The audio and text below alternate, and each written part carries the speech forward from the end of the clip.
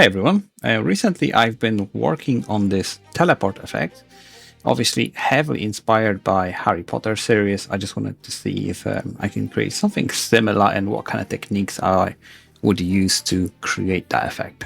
Now, this will be a free series on YouTube, similar to what we've done with the Muzzle Flash series. We're going to go through from the very beginning, set up a materials, Houdini meshes, and also character world position offset to achieve that. So I think first it's going to be a trailer video, then we're going to dive probably into Houdini to create those spiral meshes.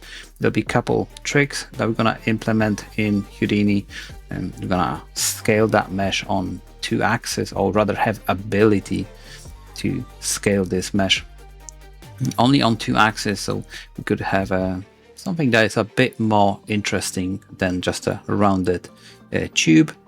And then we're going to create lots of variations that's going to allow us to change those meshes in Niagara and trying to get some interesting shapes and aesthetics when it comes to that teleport.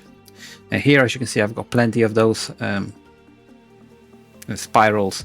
We're going to use a lot of them, or rather we're going to test a lot of them elements in Niagara. So as you can see, we've got little spirals, then we've got those scaled up large spirals, just a flash there, some smoke simulation from Embergen, which we're going to create from scratch as well, and some detail dots, and here's everything combined.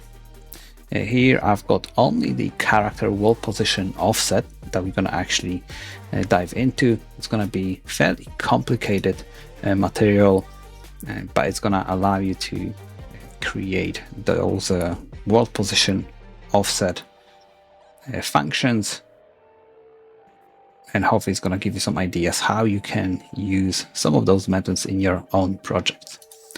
And here are some final results